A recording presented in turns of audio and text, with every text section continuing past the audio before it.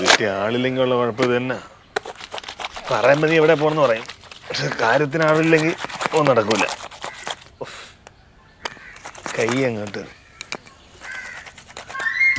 കനക ഓ അലക്കുന്നോ? ഞാൻ അലക്കണോ? ആ വേണ്ടേ, കുഴപ്പം. ഞാൻ അലക്കടാ.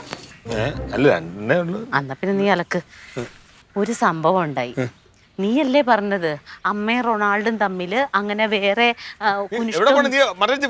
ഞാനൊന്ന് വിളിക്കട്ടെ. എടാ ഇന്ന് അമ്മ റൊണാൾഡിന് പൈസ കൊടുത്തു. എന്തിന്?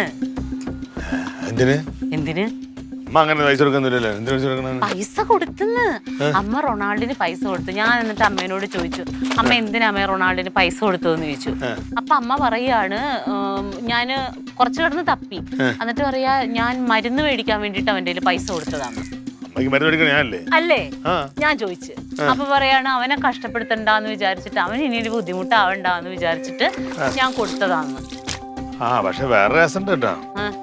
ഇപ്പൊ കുറച്ച് ദിവസം മരുന്ന് പറയുന്നില്ല, നീ അവന്റെ കൊടുത്ത് വിടാന്ന് പറഞ്ഞോണ്ടല്ലേ. എടാ അതല്ലെന്ന്.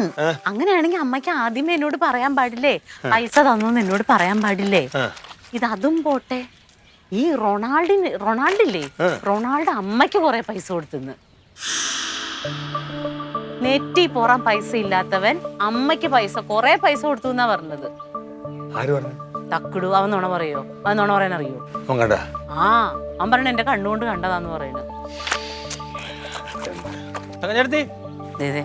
ഇവനോട് ഇപ്പൊ ചോദിച്ച കാര്യം അറിയാം. തങ്കച്ചേട്ടത്തി ഇവിടെ ഇരിക്കുവായിരുന്നോ? അമ്മ തിരക്കുന്ന തേയിലവെള്ളം വേണമെന്ന് പറഞ്ഞു. ഞാൻ കൊടുത്തോളാം.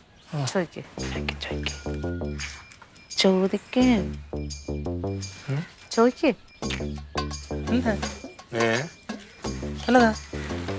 അതെ, നിനക്ക് നമ്മ പൈസ തന്നായിരുന്നോ? കണ്ടോ? എന്തിന്? മരുന്ന് മേടിക്കാൻ. എന്നാ പോട്ടെ, നീ അമ്മയ്ക്ക് പൈസ കൊടുത്തായിരുന്നോ? അതെന്തിനാ? ഗുളിക മേടിച്ചെന്റെ ബാക്കി. അല്ല അല്ല, കൊറേ പൈസ ഉണ്ടായിരുന്നാ പറഞ്ഞത്. അമ്മ 500 രൂപ തന്നു, 70 രൂപ ഗുളികക്കായി, ബാക്കി 430 രൂപ അയാടെ ഉള്ള ചില്ലറയുടെ പറക്കി തന്നു. അത് ഒത്ത കുറെ കൊണ്ട് കൊടുത്തു. എന്താ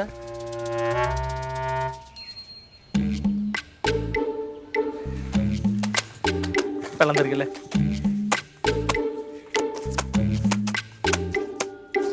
കനക,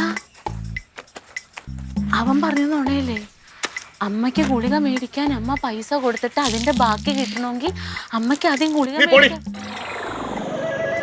ഞാൻ പറഞ്ഞത് നിനക്ക് മനസ്സിലായില്ല? എനിക്ക് മനസ്സിലായില്ല, ഒന്നും മനസ്സിലായില്ല. പോ നീ പോ. അമ്മയ്ക്ക് എനിക്ക് അറിഞ്ഞൂടാ, എന്താ കുഴപ്പമുണ്ട്? കുഴപ്പം തന്നെ.